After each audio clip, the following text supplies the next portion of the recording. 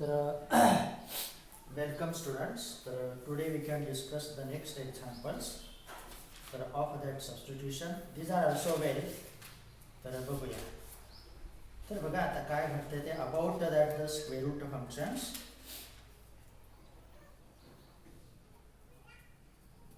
बघा तर 90th example I think काय असेल ते तर डायरेक्ट नाव देऊ late I equal to integral of that 2x plus 1 into square root of that x plus 2 that of the dx.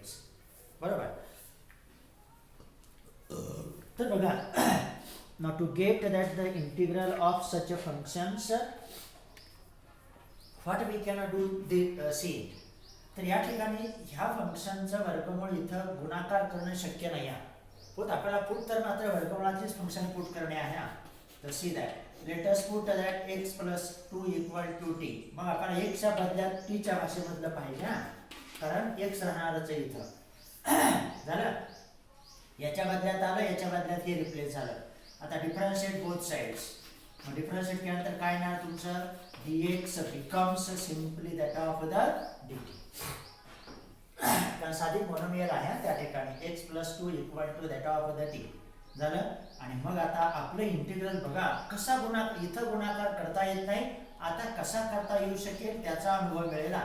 That is I equal to integral of double bracket टाकू 2 into bracket that x ची value आली t minus 2 हे अधिक 1 आणि वर्गमुळात t झाले आणि dx च्या ऐवजी कोण आले dt. आणि आता गुणाकार करता येतोय. बरोबर. तर बघा इंटिग्रल ऑफ याचा विस्तार केला किती आले twice t minus that of the 4 plus that 1 कारण हे दोन फक्त एवढ्या पुरतेच गुणिले आहेत वर्गमुळात t dt. आणि मग आता काय शिल्लक राहिले ते बघा that is equal to integral of तर शिल्लक राहिलं तुमचं twice t minus 3 square root of t that of the dt. मग हा गुणाकार करणं आपल्याला शक्य नव्हता म्हणून तर आपण त्याच वर्गमूळातल्या किमतीला t पुट केलं. आता गुणाकार करता येतोय आणि दॅट बघा that is equal to 2 times t into square root of t 1 plus 1 half 3/2 आले minus 3 times वर्गमुळात t म्हणजे 1 half झाले. आपल्याला इंटिग्रल घ्यायला सोपं झालं. आणि मग आता काम संपेल that is equal to 2 times t raised to 3/2 plus 1 म्हणजे किती आले 5/2 upon 5/2 well minus 3 times 1 half plus 1 3/2 आले upon 3/2 plus that c. बघा किती व्यवस्थित करेक्शन झालं की जो गुणाकार आपल्याला करता येत नव्हता तो फक्त ह्या t मुळे करता आला. मग याला आणखी स्वरूप देण्याचा प्रयत्न करू.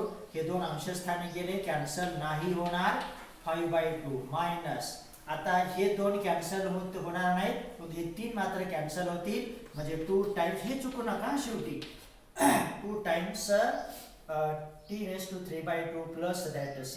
आणि मग शेवटी द्यायचं I equal to 4/5 times t च्या ऐवजी कोण होता आपलं x plus 2. बघा किती फायदा होता त्या सबस्टिट्यूशनचा minus 2 times x plus 2 bracket raised to 3/2 plus that c. तर असे हे उदाहरण त्या सबस्टिट्यूशन मुळे इझी होत जात असतात. आलं. त्यानंतर असेच आणखी एक दोन बघू म्हणजे आपल्याला ती प्रक्रिया लक्षात आली की काम संपतं त्या ठिकाणचं. बघा 20th example again it is available x raised to 5 integral of into square root of बघा परत तीच आहे फक्त इन जनरल थोडंसं त्यांनी बदल केलाय काही फरक नाही x square square root of x a square plus that of the x square. आणि इथं पण त्याच पद्धतीने आपल्याला गुणाकार करायचा. तर सी दॅट इथं शक्य नाही गुणाकार करणं जरी तुम्ही x raised to 25 आतमध्ये येत आणखी ते अवघड होईल. आणि आता बघा let us put that a square plus x square equal to t. कधी कधी तर 9 देतील 5 देतील काही देऊ द्या काही प्रश्न नाही.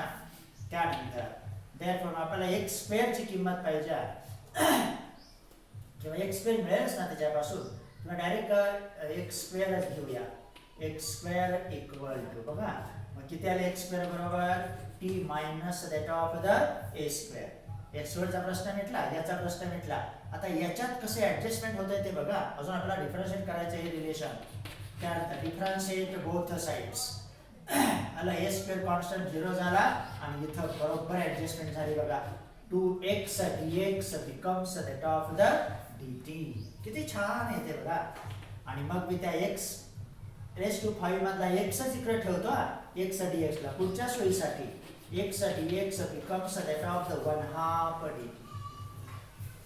तर आता हे सगळे बदल कसे करायचे ते बघा. a square plus x square च्या ऐवजी t आलं, dx dx च्या बदल्यात 1/2 dt आलं, x स्क्वेअर च्या बदल्यात t मायनस a स्क्वेअर आला. आणि मग आता आपलं I इंटिग्रल परत आणखी थोडंसं त्याला व्यवस्थित देऊ. बघा x स्क्वेअर ब्रॅकेट स्क्वेअर म्हणजे किती राहिली पॉवर आता तुमची झाली x रेस टू 4 झाली बघा. वर्गमुळात a square plus x square आणि त्याच्यातली एक पॉवर शिल्लक राहिली आपण इथं घेऊ. म्हणजे आपल्याला सगळ्या काही रिप्लेसमेंट आल्या बघा. x स्क्वेअरच्या बदल्यात हे येणार, याच्या बदल्यात हे येणार, x dx च्या बदल्यात हे येणार. किती व्यवस्थित कन्स्ट्रक्शन तयार होते बघा.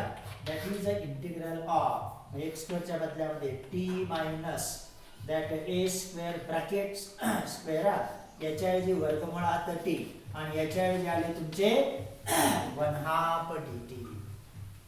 झालं का? आता तो गुणाकार करता येते बघा. मग त्या 1/2 ला बाहेर घेऊ, इंटिग्रल घेऊया आणि त्याचा पूर्ण वर्ग करा. आता काय असेल तो मग काय येणार t square minus that twice t times a square plus that a raised to 4 कारण इथे a चा स्क्वेअर आहे आणि वर्गमुळात t dt तर आहेतच. काही अडचण नाही बघा. That is equal to 1/2 times. आता गुणाकार करता येतोय बघा मगासारखं. फक्त a square constant a raised to 4 constant हे लक्षात ठेवायचं. मग t raised to 2 plus 1/2 म्हणजे किती आले t raised to 5/2 आले minus 2 times a square constant t आणि वर्गमुळात t रेस टू 3/2 आले plus a raise to 4 constant वर्गमुळात t म्हणजेच 1/2 आणि dt with respect to t. आता सर्वांचे इंटिग्रल किती छान मिळतात बघा. बघा म्हणजे अवघड फंक्शन परंतु सोपी झाली. तर हे तर खरं त्या इंटिग्रेशनचा किंवा सबस्टिट्यूशनचा उपयोग नाही. आता डायरेक्ट इंटिग्रल देऊन टाकू. तर 1/2 इंटू ब्रॅकेट तो सर्वांना गुणिले आहे. मग t रेस टू 5/2 प्लस 1 म्हणजे किती झाले 7/2 अपॉन 7/2. त्यानंतर minus twice a square into t raise to 5/2 upon 5/2 3/2 plus 1 बरोबर. a raise to 4 into 1/2 plus 1 3/2 आले. परत छेदस्थानी 3/2 कंस पूर्ण plus that C that or. त्यानंतर तर आता स्वरूप देताना फक्त चुकू नका. या ठिकाणी काय काय शिल्लक राहत आहे वगैरे व्यवस्थित बघायचं. मग आता बघा हा छेदस्थाने हे छेदस्थाने आहेत. इथं 2 आहे, इथं 2 आहे, इथं 2 आहे. याचा अर्थ ह्या 2ची ते कॅन्सल होतील आणि पुढची स्टेप आता सेपरेट देऊ बरोबर. हे 2 सर्वांना कॅन्सल झाले आणि मग बघा किती व्यवस्थित राहिलं. t रेस टू 7/2 अपॉन 7 बरोबर मायनस हे तर कॅन्सल झाले. 2 times a square into t raise to 5/2 upon that 5 पुढे कॅन्सल नाही काय होत. त्यानंतर a raise to 4 into t raise to 3/2 upon that of the 3 आणि प्लस दॅट असं ते इंटिग्रल आलं. आणि मग आता शेवटी आपण त्या t च्या ऐवजी जे काय घेतलं होते ते त्याची त्याला देऊन टाका. आणि मग बघा a square plus x square bracket raise to 7/2 upon 7 किती अवघड फंक्शन परंतु सोपी झाली. Twice a square into a square plus x square bracket raise to 5/2 upon 5 plus a raise to 4 times a square plus x square bracket raise to 3/2 upon that 3 plus that c. तर असं हे त्या फंक्शनचं integral येतंय. नाहीतर वर्गमुळात घेऊन सोडवणं शक्य नाही. तर असा फायदा त्या सबस्टिट्यूशनचा होतो बघा. तर वेल थिंग्स दॅट त्यानंतर आणखी तेच आहे फक्त थोडंसं त्यांनी वर्गमुळाच्या ऐवजी पॉवर मध्ये दिलंय. असू द्या काय फरक पडत नाही. 1/2च असलं पाहिजे असं काय नाही. किती पॉवर घेतली तरी त्याचा गुणाकार सबस्टिट्यूशन मुळे आपल्याला करता येतो. त्यानंतर 21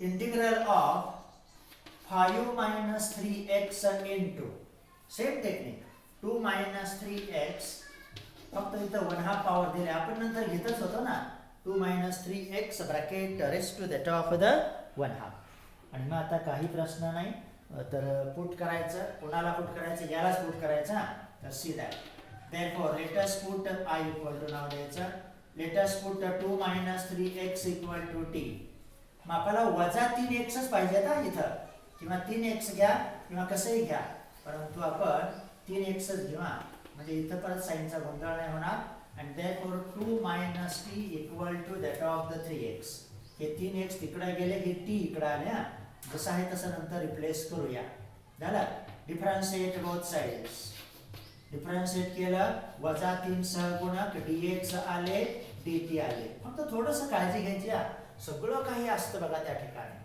फक्त आपल्याला dx पाहिजे याचा अर्थ dx equal to -1/3 times that of the dt झाला आणि इथं जो गुणाकार शक्य नाही तो आता त्याच्यामुळे शक्य होतं कारण ही एकच टर्म येते ना आणि मग बघा therefore I equal to integral of ते -1/3 पण आपण इकडे घेऊ डायरेक्ट आउटसाइड -1/3 पुढे dt द्यायचं आहे मग आता इथं काळजीपूर्वक तर 5 minus 3x ची किंमत कोण देणार आहे तुम्ही आता 2 minus t म्हणजे इथं चुकू नका हे वजा हे 2 वजा t आहेत डायरेक्ट 3x ची किंमत आपण रिप्लेस करतोय वजा साइन आहे तसं ठेवलं मी बरोबर त्यानंतर या 2 minus 3x च्या ऐवजी t पॉवर आली 1/2 आणि ते होते dt -1/3 टाइम्स dt dx च्या बदल्यामध्ये आता गुणाकार शक्य झाला परंतु अजून एक स्टेप देऊ -1/3 टाइम्स इंटिग्रल ऑफ मग 5 वजा 2 3 आले आणि वजा वजा अधिक t झाले मग ह्या साध्या साध्या गोष्टीवरती तर आपणाला कॉन्सन्ट्रेट व्हावं लागतं साइन अपूर्णांक भागाकार गुणाकार ह्या गोष्टी आपल्याला फार उपयोगीच्या आहेत बघा आणि मग आता गुणाकार करायला काहीच हरकत नाही तर t raised to 1/2 न गुणायचं आहे 3 times t raised to 1/2 plus that t raised to 1 power 1/2 power 1 plus 1/2 3/2 आले इथं व्हेरिएबल आहे आता dt आणि घेऊन टाका integral -1/3 into bracket 3 times t raised to 3/2 upon 3/2 बरोबर minus t raised to 5/2 upon 5/2 कंस पाहिजे प्लस दॅट c आणि मग आता व्यवस्थित कॅन्सलेशन वगैरे बघा हे 3 याला कॅन्सल होतील किंवा याला कॅन्सल होतील कोणालाही करा हे वरती येणार परंतु हे -1/3 आपण थोडा वेळ आहे तसेच ठेवूया तर हे आले तुमचे 2 टाइम्स t raised to 3/2 हे कॅन्सल झाले अंशस्थानी आले minus that 2 times t raised to 5/2 upon that of the 5 plus that c आणि असंच ठेवू काही हरकत नाही and therefore our integral I becomes -1/3 into bracket 2 times आता t ची किंमत देऊन टाका 2 minus 3x bracket raised to 3/2 बघा -2/5 times 2 minus 3x bracket raised to 5/2 कंस पूर्ण करा या 1/3 चा आणि मग इंटिग्रल पूर्ण झालं तर असे हे उदाहरण आहेत तर किती फायदा झाला बघा त्या सबस्टिट्यूशनचा तर आपण इंटरेस्टिंग उदाहरणांचा विचार केला ज्या त्या वेळेस अडचण येते त्या त्या वेळेस ते सबस्टिट्यूशन आपल्याला मदतच करतं त्यानंतर बघा आता आणखी थोडासा बदल सेम आहे काय पुट करायचे लक्षात येतच बघा तुमच्या 7 प्लस 4x तर त्याच्यापेक्षा थोडीशी पुढची फंक्शन घेऊ 7 plus 4x integral of divided by 2x plus 3 bracket raised to 3/2 dx आता आणखी पॉवर त्याची थोडीशी इन्क्रीज झाली की जी आपण आतापर्यंत वर्गमुळात घेत होतो ती आता छेदस्थानी तयार झाली आणि मग आता बघूया परत तेच substitution late us put that 2x plus 3 equal to that of the t बघा आता तुम्हाला डायरेक्ट x च पाहिजे कारण इकडे ते पार्ट आहे तसा गुणाकार आपल्याला करता नाही येणार आणि मग 2x बरोबर काय येत आहे t - 3 आणि मग x बरोबर हे अपूर्णांक वगैरे लक्षात ठेवण्यासाठी तर कॅल्क्युलेशन असतं बघा तर x च्या बदल्यात आलं तुमचं t - 3/2 त्यानंतर डिफरन्शिएट बोथ साइड्स आणि मग बघा 2 times dx equal to that of the dt. कारण एक चा डेरिव्हेटिव्ह 1 आला, 2 चा गुणाक 3 चा 0 वगैरे काय असेल ते, आणि मग dx च्या ऐवजी येतंय 1/2 dt. तरच आपल्याला भागाकार करता येणार. आतापर्यंत अपूर्णांकाची पॉवर इथं होती, आता ती वजा म्हणून आपण विचारात घ्यायच्या. लक्षात आलं? एवढाच बदल आहे, बाकी सगळं व्यवस्थित रिप्लेस करा. आपल्या इंटिग्रलला काही प्रॉब्लेम नाही. I equal to integral of, ते 1/2 मी डायरेक्ट इकडे घेतल्या या dt मध्ये, सर्वांना ते आहेत. हे 7 तुमचे आहे तसेच, प्लस 4 कंसामध्ये x ची किंमत बरोबर रिप्लेस होणार t-3/2. हे कॅल्क्युलेशन तर करण्यासाठी उदाहरण असतात. t-3/2 ब्रॅकेट स्क्वेअर आणि त्याला भागिले परत तुमचे आता वर्गमूळ नाही. तर किती आहे, t raised to that of the 3/2 आणि हे 1/2 dt आले. तर असा हा बदल झाला. आता तुम्ही अगोदर अंशाचा प्रश्न मिटूया आणि मग काय असेल ते बघूया. तर स्टेप बाय स्टेप जायचं. 1/2 टाइम्स इंटिग्रल ऑफ, ते 7 अजून थोडा वेळ आहे तसेच, प्लस आता त्या 2 ने त्याला भागू शकतो आपण, म्हणजे 2 into ब्रॅकेट t-3 बरोबर, अधिक अगोदर त्याचा स्क्वेअर करावा लागेल. मग t चा स्क्वेअर आला t स्क्वेअर, त्या दोघांच्या गुणाकाराचे दुप्पट 6t plus that 9 divided by that 4. थोडंसं हायर होणार परंतु मिळणार, काही अडचण नाही. t-3 चा स्क्वेअर आला, 2 चा स्क्वेअर आला 4 आणि त्या सर्वांना परत डिवायडेड बाय आहे t raised to 3/2 आणि dt that is equal to 1/2 times integral of. अजून यांचा प्रश्न नाही मिटला.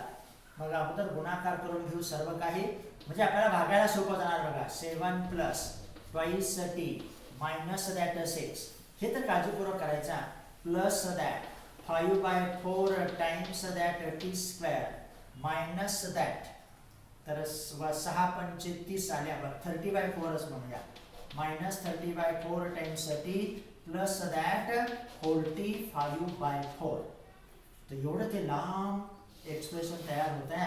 Upon that t raised to 3/2 dt. सगळा गुणाकार केला, व्यवस्थित करत चालायचं. म्हणून तर थोडंसं हायर कडे जावं लागतं स्मॉल एक्झाम्पल्स कडून. 1/2 dt. मग आता अगोदर एक एक टर्म कलेक्ट करू. 5/4 टाइम्स t स्क्वेअर बरोबर. आता t च्या टर्म कलेक्ट करा. इथं 2t आहे आणि इथं -30 त्याला बाजूला घेतो आम्ही इकडं, तर किती आहे बघा, इथं ट्वाइस t आणि -15/2 टाइम्स t, तर हे किती झाले, हे 4t आले, म्हणजे -11/2 टाइम्स दॅट ऑफ t. आलं लक्षात? हे 4t वजा 15t वजा 15 अधिक 4 -11/2 टाइम्स ऑफ t बरोबर हे मिळेल बघा. आता स्थिर पदाचा वजाबाकी बेरीज करा. 7 वजा 6 1 राहिले आणि ते वरचे 45/4 म्हणजे 49/4, तर असं ते मिळते 49/4 आणि परत त्याला डिवायडेड बाय आहे 3/2 times that of the dt. तर असे काळजीपूर्वक एक्सपान्शन केलं की मिळत जातं. फक्त आपण थोडासा प्रयत्न आपला प्रामाणिक असला पाहिजे. त्यासाठी तुम्हाला गुणाकार बेरीज वजाबाकी भागाकार ह्या प्रक्रिया एकदम चांगल्या पाहिजेत. That is equal to 1/2 times integral of, आता ब्रॅकेट टाक आणि मग बघा 5/4 टाइम्स t रेस टू. मग आता ही पॉवर तुमची अंशस्थानी येताना वजा होणार आणि मग 2 - 3/2 असं ते असणार घाताकाच्या नियमाप्रमाणे. मग 4 झाले, 4 वजा 3 1, म्हणजे भागाकार किती आला पहिल्या पदाचा, t रेस टू 1 झालं. आता बघा त्यानंतर ही -11/2, किती सिस्टमॅटिक चाललोय आपण. त्यानंतर t ची पॉवर इथली 1 वजा 1 - 3/2 म्हणजे 2 वजा 3 म्हणजे t रेस टू -1/2 झालं. आणि प्लस दॅट 49/4 आणि ते डायरेक्ट अंशस्थानी येतील, निगेटिव्ह पॉवर होईल -3/2. तर असं ह्या गोष्टी तर शिकण्यासाठी उदाहरण सोडवायचं असतंच बरोबर. आणि मग आता काम संपेल. आता इंटिग्रल घेऊया. 1/2 कॉमन ठेवायचं, that is equal to 5/4 times t raise to 1/2 plus 1 that is 3/2 upon 3/2 -11/2 times -1/2 plus 1 1/2 divided by 1/2 plus 49/4 T raise to -3/2 + 1 म्हणजे किती राहिले तुमचे -1 half upon -1 half bracket complete plus that C. आणि मग आता शक्यतो सोडून देण्याचा प्रयत्न करू. हे 1 हाफ बघा आता परत इथं 1 हाफ आहेत, छेदस्थानी 1 हाफ 1 हाफ 1 हाफ, याचे 1 हाफ याच्याशी बरोबर नाहीसे होतील. आणि मग आता काळजीपूर्वक 5/4 3 12 हे चुकू नका. टी रेस टू 3/2 हे दोन सर्वांचे छेदस्थानी आल्या, कारण हे 1 हाफ आहे बघा असे, आणि त्याला कोण 1/3/2 म्हणजे हे दोन आणि हे दोन काय होते तुमचे कॅन्सल. आणि मग किती शिल्लक राहिलं 5 आणि हे 12 बरोबर मायनस. आता हे 1 हाफ कॅन्सल झाले ना, फक्त आपले 11/2 राहिले. T raise to that of the 1 half. परत हे 1 हाफ हे दोन कॅन्सल झाले, शिल्लक राहिले तुमचे अंशस्थानचे -49/4 bracket raise to -1 half plus that C. म्हणून तर उदाहरण सोडवा आणि शेवटी आन्सर द्यायला विसरू नका. आणि मग बघा 5/12 इंटू ब्रॅकेट, आता मी टी ची किंमत त्याची त्याला देऊन टाकू. 2x + 3 bracket raise to 3/2 -11/2 times लेन दॅट. फक्त प्रयत्न मात्र चांगलाच पाहिजे. -11/2 times 2x + 3 bracket raise to 1 half -14/4 into bracket 2x + 3 bracket raise to -1 half plus that. तर किती अवघड उदाहरण, परंतु आपण त्याला सोडवू अवघड नाही आपल्या दृष्टीनं, तर आपण आता हायर लेवलमध्ये आहोत. हे कॅल्क्युलेशन करण्यासाठी तर असे उदाहरण असतात की तुम्हाला अपूर्णांकाचा बेरीज वजाबाकी घातांकाचे नियम वगैरे सगळं काही तिथं आलं पाहिजे. त्यानंतर नेक्स्ट ऑफ दॅट आता थोडंसं वेगळं आहे. 23 इंटिग्रल I इक्वल टू नाव देऊ direct integral of x² upon बघा x² upon square root of 9 - x⁻⁶ that of the dx. 9 - x⁻⁶ that dx. तर इथं आता काय होते ते बघा. तर व्हॉट हॅपन्स सी दॅट आपण एका सूत्राचा पाठीमागे उपयोग घेतला, याचं सुद्धा आणखी एक सूत्र गुपित आहे, तर त्याचा विचार होईलच. तर पहिला प्रश्न आहे x² dx चा. आणि x² हा डेरिव्हेटिव्ह x⁻³ मध्ये असतो, कारण x⁻³ चा डेरिव्हेटिव्ह 3 टाइम्स x² येतो. बाकी सहगुणकांचे ऍडजस्टमेंट आपल्याला करता येते. याचा अर्थ इथं आपल्याला काहीतरी करावं लागेल. आणि मग आता अगोदर त्या 9 ला आपण कॉमन घेऊ. बघा अगोदर वर्गमुळातच मी कॉमन घेतो म्हणजे तुमच्या मनातली शंका जाईल. तर x² upon square root of 9 into bracket 1 - x⁻⁶ upon that 9 that of the dx. x⁻⁶ ठेवले तर आम्ही पुढच्या स्टेपला आपण जाणार नंतर. दॅट इज इक्वल टू आता 9चं वर्गमूळ 3 आलं, आउटसाइड आले 1/3 झाले. x² dx आहे तसेच राहिले आणि स्क्वेअर रूट मध्ये आता 1 आता x⁻⁶ आहे का ते. मग x⁻⁶ ला आपण कसं लिहिणार आता x⁻³ ब्रॅकेट स्क्वेअर. घातांकाच्या नियमाप्रमाणे तो गुणाकार होतो, लक्षात आलं. त्यामुळं त्याला कसं लिहिणार आपण आता x⁻³ आणि 9चा वर्गमूळ असतं 3 आणि याचा वर्ग असा.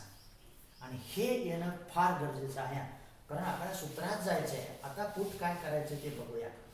आणि मग let us put this x⁻³ upon 3 equal to d. आणि मग आपण एका ठराविक सूत्रात जाऊ. बघा किती छान आहे ते. फक्त थोडीशी ऍडजस्टमेंट आपल्याला मदत करत असत्या, हे लक्षात येण्यासाठी तर उदाहरणं सोडवायची असतात. पण मूळ आहे x², हा x⁻³ चा डेरिव्हेटिव्ह येतोय. आणि मग आता आपण पुट करूया x⁻³ upon 3 equal to t ला, बरोबर. देअरफॉर मग 1/3 आहे त्याचा आपले. त्यानंतर x⁻³ चा डेरिव्हेटिव्ह काय आला तुमचा. मग ऑटोमॅटिक ऍडजस्टमेंट झाल्या 3 times x² with respect to x म्हणून dx आणि इथं आलं तुमचा dt झालं. ते 1/3 बरोबर ऍडजस्ट झाल्या. देअरफॉर मग 3 ला 3 कॅन्सल झाले. x² dx x² into dx equal to that of the dt. म्हणजे याचा प्रश्न मिटला. हे 1/3 राहणारच, त्याचा काय आपल्याला अडचण नाही. आणि मग आपण कुठल्या तरी एका नवीन सूत्रात जातो. नवीन नाही म्हणतायत, इंटिग्रल ऑफ x² dx च्या ऐवजी तुमचं आलं 1 dt. आणि वर्गमुळात आले तुमचे 1 मायनस टी स्क्वेअर. आणि मग हे कोणाचं तरी काहीतरी आहे. मग काय आहे बरं? ज्या अर्थी याचं इंटिग्रल पाहिजे याचा अर्थ अशी कोणती फंक्शन आहे की त्याचा derivative 1 upon square root of 1 minus T square येतोय. हा कोणाचा डेरिव्हेटिव्ह आहे बरं? काल जसं एक सूत्र आलं ना आपल्याला 1 upon 1 plus X square that is the derivative of tan inverse of X. तसा हा डेरिव्हेटिव्ह आहे तुमचा D by D T of sine inverse of T. बघा किती छान. म्हणजे साइन इनव्हर्स ऑफ टी चा derivative 1 upon square root of 1 minus T square येतो. म्हणून तर याचे इंटिग्रल येतं साइन इनव्हर्स ऑफ टी. किती छान. Sine inverse of T plus C कंसात कारण लिहू since D by D T of sine inverse of T equal to 1 upon square root of 1 minus T square. म्हणून तर याचं इंटिग्रल हे येतं. आता ते पुढे आपल्याला शिकायचंच आहे. पण आता ते आलंय तर स्वीकारावंच लागेल. पण तो पर्याय असतोच. आणि मग आपलं इंटिग्रल किती व्यवस्थित आलं बघा. आणि जे काय आपण प्रूव्ह केलं त्याची त्याला आता देऊन टाका. and therefore our I equal to 1 by 3 times sin inverse of x raised to 3 upon 3 plus that. तर असं ते इंटिग्रल मिळालं. छान मिळालं. तर वेल एक्झाम्पल्स दीज आर. त्यामुळे उदाहरण सोडवा बघा. इंटिग्रेशन डेरिव्हेटिव्ह आपल्या ठिकाणी सगळ्यात महत्त्वाचं म्हणजे उदाहरण सोडवण्याचं टेक्निक. आणि ते टेक्निक म्हणजे काय नाही, फक्त अपूर्णांक, बेरीज, वजाबाकी, गुणाकार, भागाकार ह्या बेसिक गोष्टीच त्या ठिकाणी आहेत. त्यानंतर आणखी एक असं बघा. तर हे उदाहरण टिपिकल आहेत. तिथं काहीतरी लपलेलं आहे ते आपल्याला शोधणे आहे. Integral of 1 upon X into bracket X raise to 3 minus 1 that of the dx. आणि मग आता इथं काय घडतंय ते बघू. तर see that let I equal to बघा. आता हे इंटिग्रल आहे. इथं आता सुरुवातीला कोणाचा डेरिव्हेटिव्ह हे लक्षात येणं शक्य नाही. म्हणून तर त्याचा थोडासा विचार करू. मग आता बघा इथं 1 अपॉन एक्स आहे. लॉग वगैरे काहीच नाही कारण इथं पण ब्रॅकेट त्याला अटॅच आहे. आणि मग आपण त्या एक्स रेज टू 3 ला कॉमन घेऊ. त्याच्यासाठी बघा काय करायचं. 1 अपॉन हे एक्स ओरिजिनली आहे त्याचा. आता एक्स रेज टू 3 ने कॉमन घेतले त्या कंसामधून. याचा अर्थ इथे एक शिल्लक राहिले आणि इथं 1 upon X raise to 3 dx झाले. तुम्ही बघता त्या ठिकाणी कॉमन घेतो म्हणजे आपण काय करतो. एक्स रेज टू 3 मधून आउटसाइड आली ते एक राहिले. याच्यातून कॉमन आले म्हणजे minus 1 upon X raise to 3 आले. झालं. आणि आता विचार करा that is equal to integral of. मग आता x into X raise to 3 ते झाले तुमचे 1 upon X raise to 4 into 1 minus 1 upon X raise to 3 dx. बघा आता आणखी मी त्याला व्यवस्थित लिहितो पुढच्या सोयीसाठी. हे 1 अपॉन एक्स रेज टू 4 आहे. अंशस्थानी आले एक्स रेज टू मायनस 4 झाले आणि 1 upon 1 minus 1 upon X raise to 3 dx असं त्या दिलेल्या फंक्शनचं रूपांतर झालं. आणि आता मात्र याचा डेरिव्हेटिव्ह इथं आहे. तर त्यासाठीच एवढा विपर्यास होता. म्हणून तर आपण हे असे टिपिकल जिथं लपलेलं असतं ना ते डेरिव्हेटिव्ह वगैरे ते शोधणं खरं काम. लक्षात आलं. त्यासाठी आपलं नॉलेज क्लिअर पाहिजे, बेसिक पाहिजे. एक्स रेज टू 3 कॉमन घेतली की मायनस आहे. याचा अर्थ एक्स रेज टू मायनस 4 येणार आहे. बघू आता. बघा let us put 1 minus 1 upon X raise to 3 equal to T. कारण त्याचा डेरिव्हेटिव्ह ते काही परिणाम नाही होत. कॉन्स्टंट 0 येतो त्याचा. आणि मग बघा मायनस 1 अपॉन नाही वाटल्यास डिफरन्शिएट म्हणायचं राहिलं ना. Differentiate both sides. बघा हे मायनस साइन आहे तसं आलं. एक्स रेज टू मायनस 3 चा डेरिव्हेटिव्ह काय येणार आहे तुमचा minus 3 times X raise to minus 3 minus 1. म्हणून तर मी ते व्यवस्थित घेतला. हे मायनस 3 डेरिव्हेटिव्ह आला minus 3 times X raise to minus 4 dx equal to dt. तर हे महत्वाचा. बाकी काही नाही बघा. तेव्हा अशी छुपे उदाहरणं लक्षात ठेवायच्या. वजा वजा अधिक झाले 3 times X raise to minus 4 dx equal to dt झाले. आपल्याला जेवढं पाहिजे तेवढंच ठेवा. फक्त एवढंच पाहिजे X raise to minus 4 into that dx equal to 1 by 3 that of the dt. आणि झालं का बरोबर. तर आता इथं येऊ, इथं येतो. तर कशा ॲडजस्टमेंट केला हे उदाहरण सोडल्याशिवाय लक्षात येत नाही हा, म्हणून तर ते लक्षपूर्वक बघायचं असतं. And therefore I equal to integral of हे 1/3 इकडं आले, बरोबर. x raised to -4 dx ची 1/3 dt आणि हे 1 upon that of the t. Direct यालाच आपण टी पुट केलं ना. बघा किती एवढं उदाहरण होतं, परंतु किती साधं तयार झालं. येतं त्या सबस्टिट्यूशनचं गमक. आणि मग त्याचं इंटिग्रल आलं 1/3 times log of t plus c that is equal to 1/3 times log of 1 minus 1 upon x raised to 3 plus c.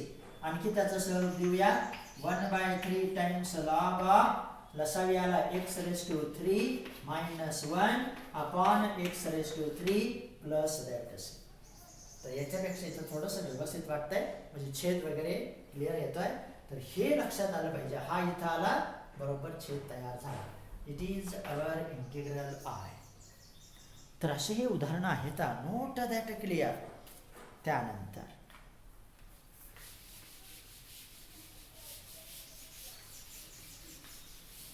आणखी एक बघा, इंटरेस्टिंग आहे परत. 25th इंटिग्रल ऑफ, काय प्रश्न आहे इथं, तर लगेच लक्षात आलंच पाहिजे.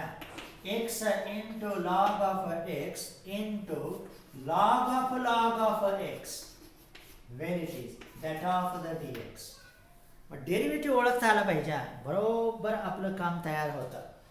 आणि मग आता बघूया काय घडतंय ते. तर see that let that I equal to integral of दिलं ना. आता कोणाचा डेरिव्हेटिव्ह बरं, लॉग नुसार विचार करायचा. ह्या फंक्शन तर प्रॉडक्ट मध्ये आहेत, याचा अर्थ याला आपण टी पुट करणार, कारण 1 अपॉन लॉग, ह्या लॉग नुसार 1 अपॉन लॉग येतो ना डेरिव्हेटिव्ह. आणि मग बघा, let us put log of x equal to t, differentiate both sides. मग ह्या लॉग नुसार 1 अपॉन लॉग x आलं, बरोबर. ह्या लॉग नुसार 1 अपॉन x आलं, पुढं काय नाही, dx येणार dt येणार. आणि झालं काम. बघा 1 upon x into log x into dx च्या ऐवजी dt आलं. आणि किती साधं झालं.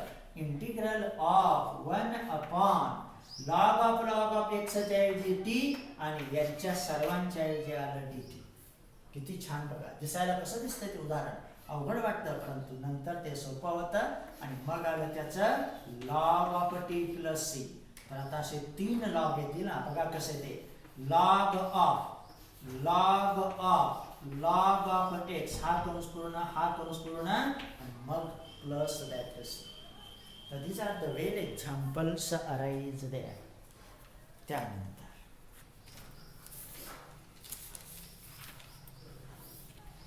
तर पुढचे बघू.